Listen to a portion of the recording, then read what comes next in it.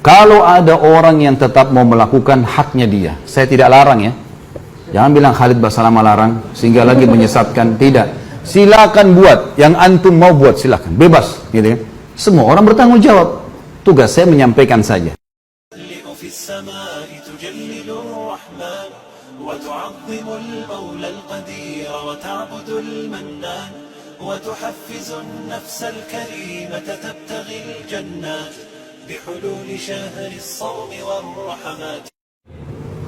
Berhubungan dengan tema neraka, ada satu kebiasaan yang bisa menjerumuskan saya pribadi ke neraka karena ketidaktahuan dan tidak cukup ilmu saya. Bagaimana melakukan sesuai sunnah? Karena saya takut asal ikut-ikutan. Kebiasaan tersebut adalah tahlilan atau ngelayat. Tolong jelaskan sedetail-detailnya Ustaz. Berdasarkan pengalaman Ustaz Khalid pribadi, gimana sikap kita yang benar jika mendatangi acara seperti ini dan sikap kita bila mengadakan acara itu? Dan bagaimana menolak orang yang akan melakukan pengajian buat si mayit? Ini sesuai dengan tema kan? Nah, kok bagaimana lolos sortiran?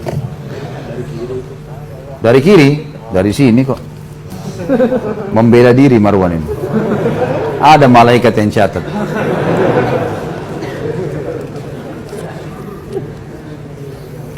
Terus teman-teman sekalian, tahlil adalah, saya sudah sering jawab ini. Dan pertanyaan seperti ini sudah sering diulang-ulangi, selalu diulang-ulangi. Ini yang saya bilang, semestinya tidak usah ditanya lagi. Kalau sudah lihat, bisa lihat di YouTube ya. Karena saya lihat pertanyaan seperti ini yang selalu dijadikan sebagai pemicu. Ya. Ini Ustadz Wahabi nih, larang berzikir. Padahal dia tidak paham apa yang kita jelaskan. Tahlil adalah la ilaha illallah. Bagus tahlil itu. Tahmid, alhamdulillah. Takbir, Allahu Akbar. Zikir adalah ibadah kepada Allah. Bahkan satu-satunya ibadah yang dari dunia sampai ke surga masih dikerjakan hanya zikir. Sholat sudah nggak ada, haji nggak ada, zakat sudah nggak ada di surga, tapi zikir selalu. Nggak bisa lepas itu. Karena nafas mereka ahli surga, nanti kita belajar di dalam buku kita ini, itu adalah tasbih dan takbir, tahlil. Mereka selalu menyebut, memuji Allah di surga. Jadi ini ibadah tidak pernah luput ini, gitu kan? Kalau teman-teman ikuti ceramah di YouTube, saya juga panjang lebar jelaskan sebagian darinya, penjelasan masalah ini di judul Dahsyatnya Doa. Panjang lebar saya jelaskan masalah itu. Tapi yang jelas teman-teman sekalian, zikir adalah ibadah kepada Allah. Cuman setiap ibadah yang kita kerjakan harus sesuai panduan Nabi Sallallahu Alaihi Wasallam. Begitu. Zikir Nabi kerjakan iya, zikir habis sholat, ada zikir pagi sore, gitu kan? Ada zikir yang beliau baca, misal atau doa dibaca pada malam hari, ada dibaca pada saat sujud, pada saat ruku, ada tempat-tempatnya semua. Nabi SAW kalau memandu itu, ada yang ditentukan tempat-tempatnya, ditentukan jumlahnya, gitu kan? Baik, sekarang kita yang ditanya sekarang bagaimana kalau ada orang mati lalu mengadakan acara zikir, bagaimana acara ini? Baik, tanya sekarang, apakah Nabi SAW kalau ada orang mati berzikir di situ? Ada nggak riwayat yang menyebutkan? Satu saja riwayat, Nabi SAW pernah ada sahabat Nabi datang, orang mati, panggil, ayo sini duduk berzikir, lalu mengurus suruh membaca semua zikir. Belum ada satu riwayat pun masalah itu. Jadi kalau kita menjelaskan ini, bukan, oh ini Ustadz larang zikir, salah ini. Jangan begitu pemahamannya. Kita sedang memandu, meletakkan sesuatu pada tempatnya. Batu bata itu kalau ditaruh pada tempatnya, nanti tembok ini bisa rapi begini, ini karena batu batanya rapi. Ya kan gitu. Kalau menonjol jadi jelek. Kalau kita sedang bertakziah, kita fahami dulu pertama sekali definisi takziah. Meringankan beban keluarga mayit. Bukan untuk mayit. Makanya Nabi SAW kalau takziah ada orang mati disuruh bawa makanan. Hai ahli Madinah, bawakan makanan keluarganya Ja'far. Waktu Ja'far itu mati syahid di perang Mu'tah. Karena mereka tertimpa apa yang tidak menimpa kalian. Hibur mereka, doain, begitu. Nabi SAW datang juga selama 3 hari. Tapi gak pernah Nabi duduk zikir sama mereka, gak pernah sama sekali. Jadi jangan, oh ini berarti larang zikir, bukan. Letakkan pada tempatnya saudaraku. Kenapa sih kalau kita contohi Rasulullah SAW, apa ruginya? Gak ada ruginya kan? Sesuai dengan beliau, jadi mudah, jadi simple gitu. Saya pernah jelaskan ini. Tapi sekarang saya reviewkan, saya pernah mengalami ada mertua saya meninggal di Jawa Tengah, di Jawa Timur. Kemudian pada saat meninggal di rumah sakit, alhamdulillah kebetulan saya pas ada. Kemudian saya panggil adik ipar saya untuk ngurus sama-sama jenazah. Dibawa ke kampungnya di pedalaman di Jawa Timur. Saya pergi ke sana. Kemudian diuruslah jenazahnya, saya panggil adik saya ajarin caranya ini begini, cara mandikannya segala macam, bersihkan kotorannya. Udah selesai semuanya perawatannya, lalu kemudian kami taruh jenazahnya. Insya Allah sebentar lagi kita akan bawa ke masjid nih. Udah. Ada orang-orang datang semua, kemudian kita bawa ke masjid. Habis sholat di masjid, rupanya ada tradisi-tradisi yang ada. Biasanya orang berdiri dulu, ngomong dulu segala macam, disuruh saksikan ini orang mati begini, isyhadu dan seterusnya. Khair semuanya gitu. Baiklah, ini waktu orang mertua saya meninggal tidak pernah kita buat itu. Habis dia disolati, sudah jemaah sekalian sudah disolati, kita bawa ke masjid. Nabi SAW dalam riwayat dikatakan solati sahabat langsung sahabat berlumba-lumba memikul jenazah itu segera. Lalu kata Nabi SAW, kalau di punggung kalian orang saleh, maka dia si jenazah itu ruhnya akan berkata, sungguh gembira, kalian akan membawa dia ke satu tempat yang senang, menyenangkan. Lalu kalau dia orang buruk, maka itu seburuk-buruk yang ada di pundak kalian. Karena dia akan berkata, kemana kalian akan membawanya, sungguh celakalah dia. Begitu seterusnya, sampai dibawa ke kuburan. Lalu Nabi SAW menurunkan jenazah, dan diturunkan jenazah ini, kemudian mereka naik, lalu kemudian ditutup. Itu sunnah Nabi SAW. Maka saya lakukan seperti sunnah ini. Jadi nggak ada lagi dibuka kupingnya, diazanin, panggil anaknya azan, kena azan untuk sholat. Gitu kan. Nggak ada hubungannya sama orang mati. Allah mengatakan, innaka la tusmi'u man fil kubur. Kau tidak akan bisa memperdengarkan orang yang di kuburan, hai Muhammad. Sudah selesai orang mati, mau diazanin untuk apa gitu? Ada yang lebih unik, ngajak bicara orang mati itu. Saya pernah lihat itu di kuburan, dia pegang kertas, orang-orang di sebelahnya nggak ngerti. Saya ngerti apa yang dia bilang. Hai fulan bin fulan, kalau malaikat mungkar nakir datang tanya siapa Tuhanmu, jawablah Allah. Kalau antum ada orang meninggal, antum ikut, antum lihat dia pegang kertas, itu dia ngomong sama orang mati biasanya. Kalau datang tanya siapa nabimu, bilang Muhammad SAW. Kalau datang tanya agama, bilang Islam. Jadi dia memandu orang mati. Apa yang mau dipandu nih? Waktu masih hidup, ajar. Gitu. Jangan lagi mati. Baiklah. Kita turunin jenazah itu, ditutup, lalu saya naik sama ipar saya, sama satu orang lagi bantu, setelah kami keluar ditutup. Rupanya saya nggak tahu di situ ada beberapa teman-teman kiai yang hadir.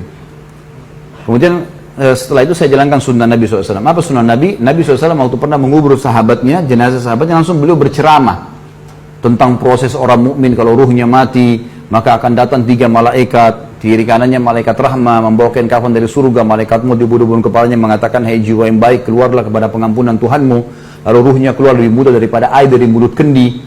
Terus saja saya sampaikan, sampai saya sadari, ipar saya menangis dan orang-orang banyak yang nangis, karena riwayatnya panjang itu, tentang ruh orang beriman keluar, kemudian mengeluarkan bau lebih wangi dari bau kasturi, naik ke langit, semua malaikat menyambut ruh itu.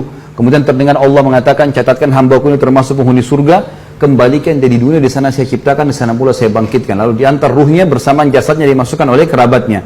3 langkah mereka jalan masih terdengar suara sendalnya. Kemudian barulah datang malaikat mendudukkan dia, tanya siapa Tuhanmu, siapa nabimu, apa kitabmu. Kalau dia orang mukmin, kata Nabi SAW, dia akan menjawab, yuthabbitullahu alladhina amanu bil qawli tsabiti fil hayatid dunya wa fil akhirah.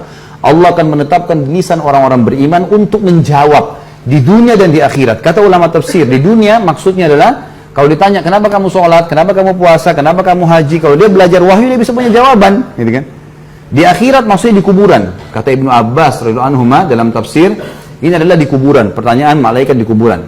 Maka dia akan jawab dengan mudah, Tuhanku Allah, Nabiku Muhammad kitab Al-Quran. Sudah selesai. Dibuka baginya pintu neraka. Nih dilihat neraka, dia ketakutan. Lalu kata malaikat, lihat dari apa Allah selamatkan dirimu. Ditutup, dibuka pintu surga, dayang-dayang, permadani, kelebihan segala macam. Lalu kemudian malaikat berkata, ini tempat kau sekarang. Maka dia pun mengatakan, ya Allah cepatkan waktu karena aku ingin masuk ke dalam surgaku.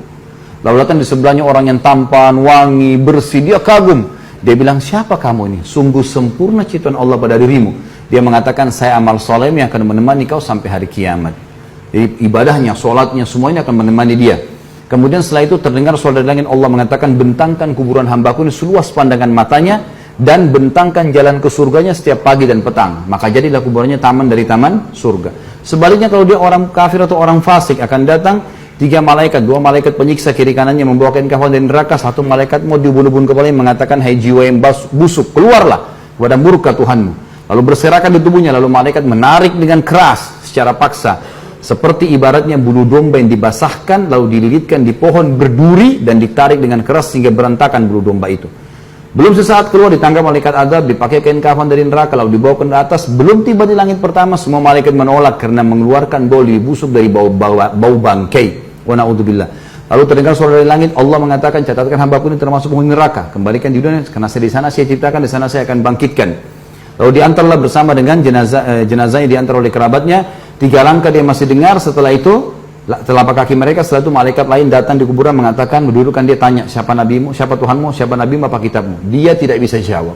Dia hanya mengatakan, atau apa ya, gitu. Saya cuma ikut-ikut dulu orang bilang, gitu.